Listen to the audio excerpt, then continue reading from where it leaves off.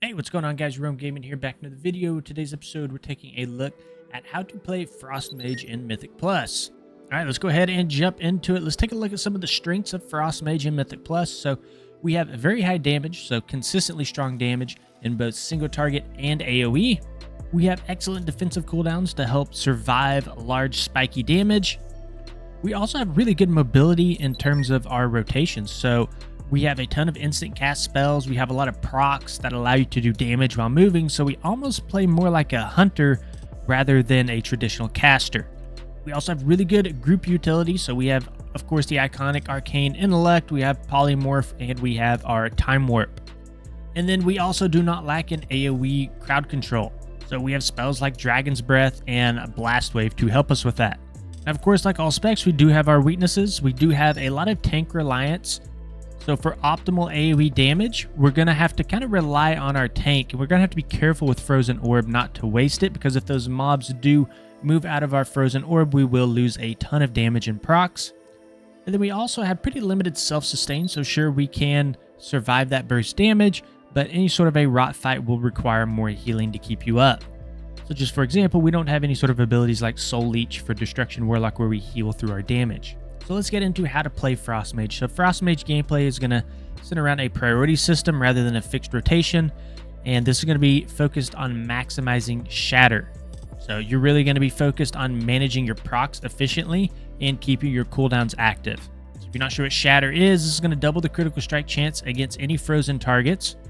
And then you're going to be able to weave in your Flurry to apply Winter's Chill, which will make your next damaging ability act as if the target was frozen for that increased shatter damage. And of course, we will have major cooldown management with spells like Frozen Orb, Icy Veins, and Blizzard. So you need to make sure you're pretty much using those on cooldown.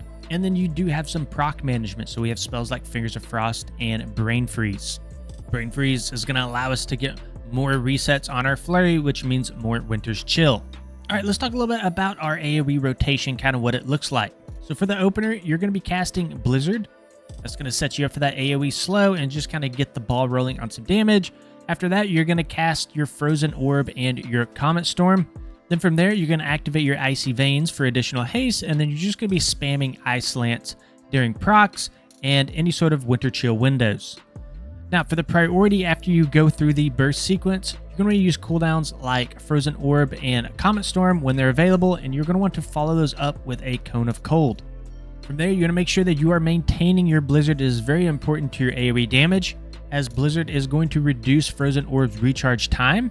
So again, the more Frozen Orbs that we can get out, the more AoE damage. So we want to get that off cooldown as much as we possibly can. From there, you want to ensure that Shifting Power is being used. And typically, you want to focus on using Shifting Power to reduce the cooldown on your Icy Veins. So prioritize using Shifting Power if Icy Veins is on cooldown. Then your next priority is going to be Glacial Spike. So we want to cast Glacial Spike whenever a Winter's Chill is active. So if you do not have a Winter's Chill active, go ahead and cast a Flurry to get Winter's Chill, and then follow that up with a Glacial Spike if available. From here, whenever Fingers of Frost procs, then we're going to be casting an Ice Lance, then a Flurry whenever Winter's Chill is not active, and then finally we're going to be using Frostbolt as a filler spell. Then for single target, Frost Mage doesn't have a strict opener. You just need to ensure that you're getting everything on cooldown as quickly as you possibly can, and just make sure that you're efficiently using the resources that you are generating. So let's take a quick look at the single target priority list. So in single target, Flurry actually gets a big bump in priority because Winter's Chill becomes even more strong in AoE scenarios. So your main priority in single target is going to be getting Winter's Chill on the target and ensuring that it's remaining active as much as possible. So Flurry becomes your #1 priority. Then after that, we go into a Frozen Orb.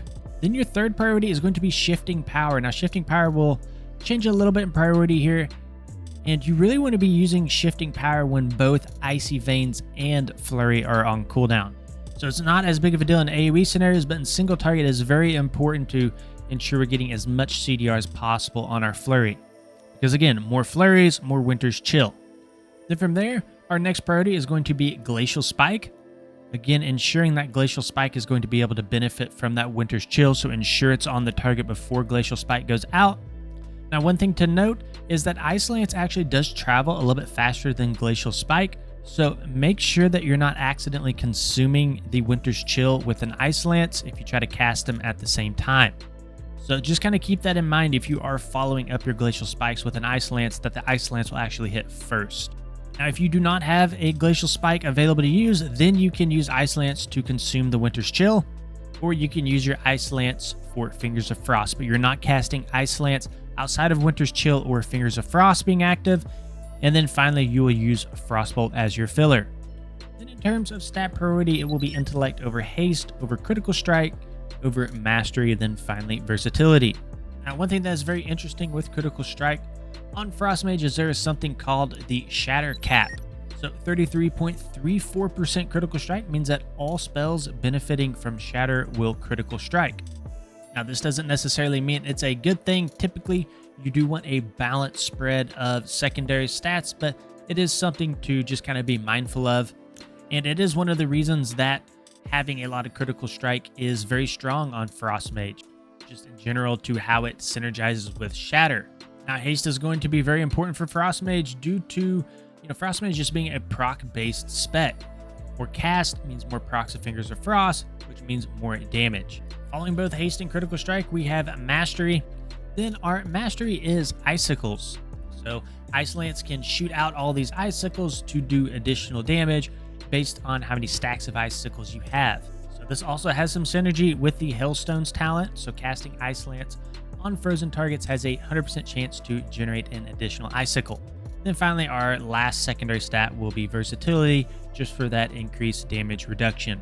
Then here's a quick look at the Mythic Plus talents that we're running. We are running the Spellslinger Hero Talent Tree.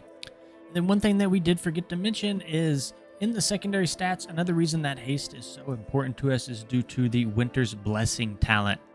So our Haste is going to be increased by 8% just by taking this talent, and then we get 10% more Haste, getting more scaling as we add more Haste onto our character.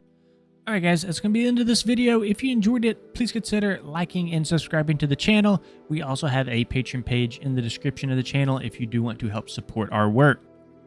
Thank you guys for watching. We'll see you on the next one.